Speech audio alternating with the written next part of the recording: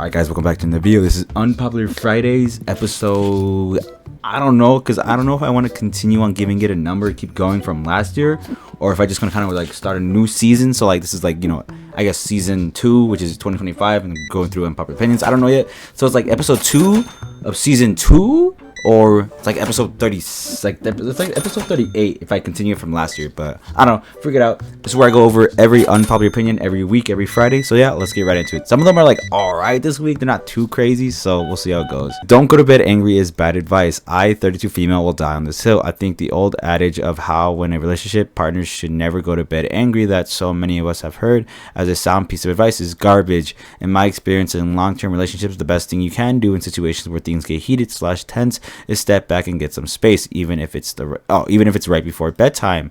Go to bed angry, sleep on it, maybe sleep separately if needed be. Great. I guarantee you wake up less mad, clear-headed, thinking differently. More times than not, nothing gets solved that night anyway.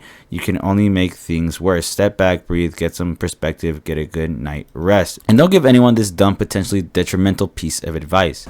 Okay, so I can understand the term, you know, don't go to bed angry whenever you're in an argument with your lover, all that stuff.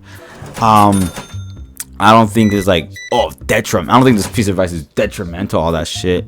I think the main thing that people need to take away is that, like, if you're in an argument, just clear your head, take some space. Like, when you're in like the middle of things and all that stuff, like, just take a break. I do know what this person's trying to say. Like, yeah, like, I think the better way to say it is like, if you're angry, you know, just take a break. I think that's the best way. Like, if you're angry with your partner, also just take a break, take a breather, all that stuff. Just get it, you know, don't let your thoughts eat you up and all that shit. Just take a breather, take a moment.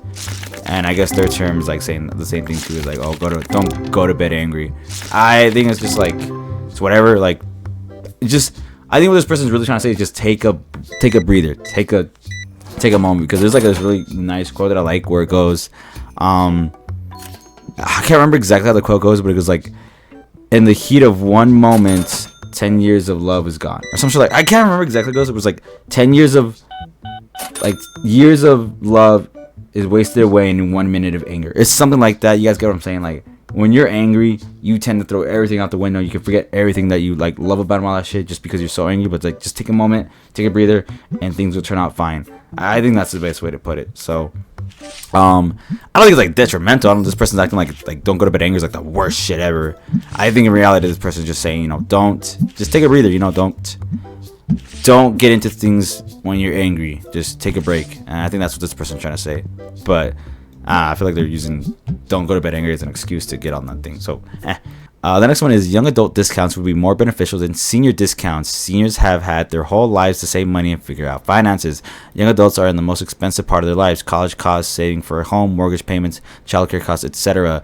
There is no reason businesses should prioritize the loyalty of older people instead of younger people who will have a longer runway to frequent the business. So there are, like, when it comes to like younger discounts, the only thing that I can really think of is student discounts. But I think at the end of the day, discounts are just primarily used just to it's not really like there to help people. It's there to just bring in customers and all that stuff. Because at the end of the day, you're still spending money. You're still spending money on that product, and that's what they want. You know, like, if you're not gonna buy the whole product, an example of that, like YouTube Premium, there's no fucking way I'm paying like what, 20 something a month for like YouTube Premium and all that shit. Like, there's no way I'm gonna pay that every month. But they offer like a student discount, or like they had like a family discount. So me and my boys like split it that way. So we all take turns paying the YouTube Premium and all that shit. We use that with the family discount. And like student discounts, like, yes, you get a discount, you pay less, but at the end of the day, you're still paying them the money, and that's what they want. They want you to spend money on them. It's like, oh, you're not gonna buy the whole thing? It's like, okay, well, how about we'll give you, you know, you spend less, but I mean, you're still getting us the money. So it doesn't really matter. Like, maybe it would help, but they still want you to spend money, and they want you to spend money in the long term. They want you to spend, like, you know, monthly or weekly. They want you to go to them and all that stuff. It's like, oh, we give you this discount, but it doesn't matter. They're still eating up your fucking money. It's like, if you want to save money, just don't waste your money on those like places and shit. That's really it. So I like this person's like looking out for the young people like me and all that stuff, because shit is so expensive. So I like that. That's what they're looking for. Like, oh, you know, they should give more young people discounts. Hey, it's mostly just it's just to drive up people spending money on that shit. Because, like I said, you're still spending money on them. So, yeah. I guess I would disagree. I mean, I know exactly what this person is. This person's in the right place. I know exactly what they're trying to say, but I guess I disagree or something like that. I don't know. The next one is being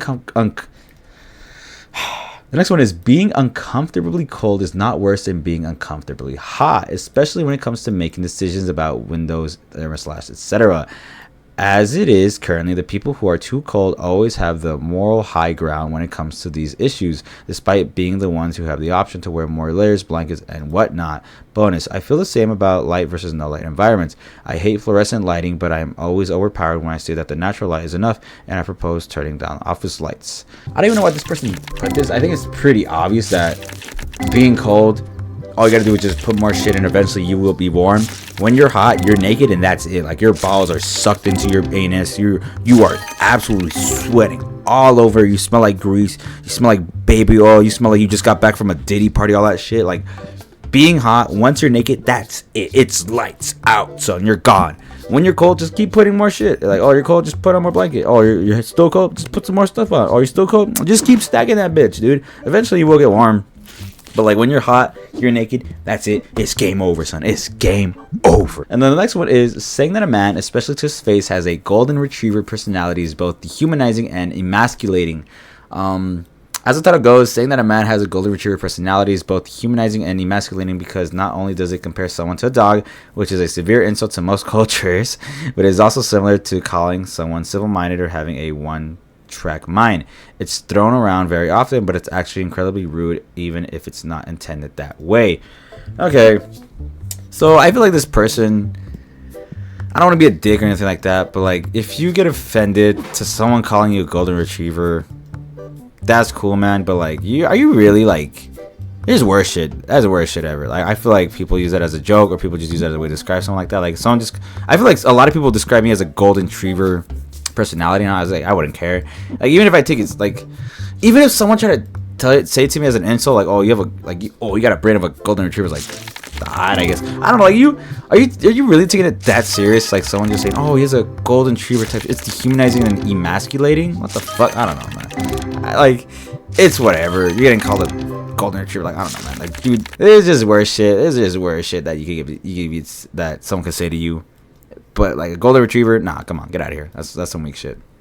And then the last one is left on read means nothing. Y'all put way too much meaning into whether someone has read your text or not. There's 1,000 legitimate reasons why they saw your text and didn't immediately reply. If you want an immediate response, call. Otherwise, stop inferring so much meaning from a damn read receipt. I got sick of this and turned the function off.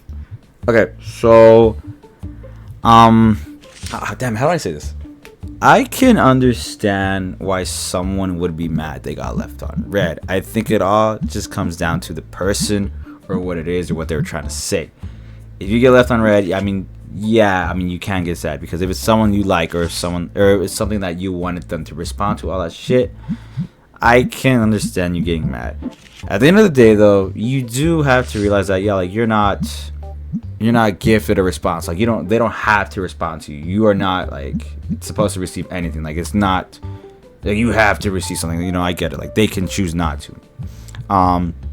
So yeah, I mean some people do get like a little bit butthurt when it comes to being left on scene, especially if someone, it's like if someone that they're interested in. I think that's the only time where people actually do kind of feel bad if it's someone that they're interested in and they get left on scene or they get left on read or they get ghosted, all that shit. So I can see why they can get mad about that. So it like this person saying that it means nothing. I wouldn't say so. I mean, like I said, it really just depends on the person. Most of the time, it's just like when it's someone that you're interested in, and you get left on read. That does kind of hurt because you want to hear from them and you don't get any of that shit. That kind of sucks. If it's like a friend, it's fine. Whatever. If it's like family member, it's fine. Like I don't take it too serious. Like if I get left on, when I get left on read by my friends, like I don't really care. It's whatever. Like I know they're gonna get back to me and all that shit. It's fine.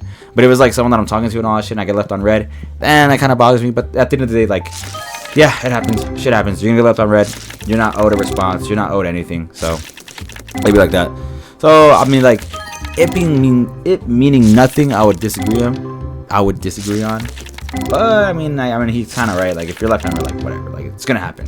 No one's owed. No, you're not owed a response. But it does suck sometimes. So yeah, I will say that about that. That's really it. Let me know what you guys think, and I'll see y'all in the next one. Peace out.